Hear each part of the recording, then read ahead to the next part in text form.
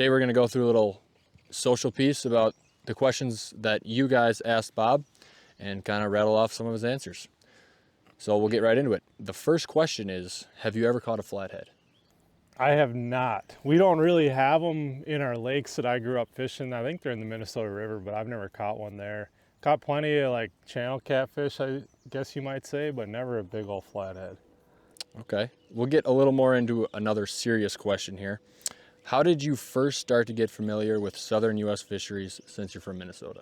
Yeah, in college I fished for the University of Iowa, and I got exposed to southern reservoirs during that 4-year period. And it really opened my eyes to just the different places throughout the country. I'm so used to fishing natural lakes and a little bit on the Mississippi River too, but reservoirs with no grass were completely foreign to me. So my college years really exposed me to that and actually helped me a ton throughout the opens when I qualified and now on the elites today. Sweet. So the next question is, how do you locate smallmouth that are spawning in deeper water? Yeah, that's a great question. That's something that people are kind of getting onto more and more these days. There was always a select few guys that would do it, but it seems like with the advancement in electronics, it's becoming a little more popular. You know, the use of side imaging in 360 is kind of where you start with it. You're looking for deeper structures that are similar to what they might spawn on in shallow water. So your sandy boulder areas, you're looking for that in that 10 to 20 foot range versus 0 to 10 foot range. So stuff you can't necessarily see with your eyes as well. And you're using your 360, marking waypoints on those areas, and now you can ease up to them with live, and you can actually read those fish with forward-facing sonar a lot better than you ever could before. So in the past, people are using floggers to see those deep fish. Now you can do it really well with your electronics. But basically, keep it simple. Look for the same type of structure you would for those shallow spawners. Just look for it in a little bit deeper water. Off the lines of that question, I have a personal question for you. On a scale of 1 to 10, how difficult is it to use a flogger by yourself? Honestly, I've never used one before, so I can't give you an honest answer, but from talking to other guys, it seems like it's pretty difficult. I mean, it sounds like you're dealing with bruised ribs, especially if you're in windy conditions. You're probably hooking those fish, letting the flogger float away on its own, but I've never been a flogger guy. I don't fish for spawning smallmouth much. I kind of leave them alone during the spawn.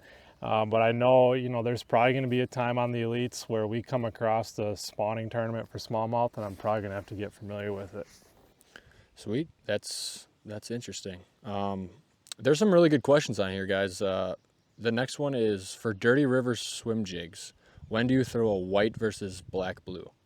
That's a great question. Like general rule of thumb, I throw white a lot in the fall on river systems. It seems like they're more on that minnow shad pattern in the fall versus the spring and summer.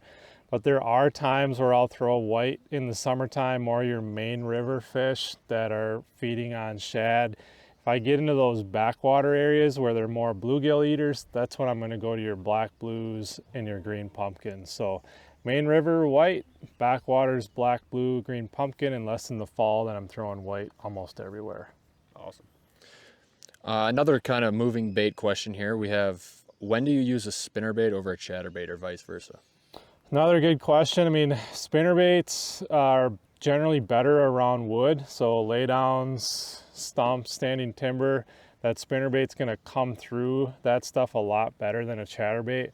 You can put a flat trailer, like a cross style trailer, on a chatterbait and it'll help it roll over the wood better. But if you got a minnow style trailer, that chatterbait tends to roll and catch on the wood a lot. So I'll throw a spinnerbait more in those situations. Beyond that, it's kind of a trial and error deal. See what the fish like for that certain time of day. If I'm fishing smallmouth in open water, windy conditions, I really like a painted blade spinnerbait versus a chatterbait. So there's certain times where it just kind of comes down to feeling out what that day gives you and running with it. But general rule of thumb around wood, I'm throwing a spinnerbait, more open water, shallow cover, a chatterbait. Awesome. Those are some great tips and advice for sure. These are a little more, the next two questions are a little more, well, it just might be a little easier for you to answer and just more simple. So we had a question, what is your favorite bait to use for smallmouth? Just very general. Man, I love throwing a tube for smallmouth. I feel like the Ned rig and the drop shot gets a lot of publicity these days. It's real popular, but to me, throwing a tube is super fun and it generates big bites too. And you can be really versatile with it. You can throw a bigger 3.5 inch with a heavy head, or a really tiny micro tube on a small 1/8 ounce head up shallow on shallow, sand flats. So for me, a tube is like my #1 smallmouth catcher, and I think people still throw it, but not as much as they used to. Definitely. So what is your favorite lure to use for fishing largemouth in Minnesota? Gosh, largemouth in Minnesota, probably a Texas rig. There's so many different things you can do for largemouth in Minnesota, but a Texas rig allows you to cover every depth of the water column. We fish it shallow in the springtime.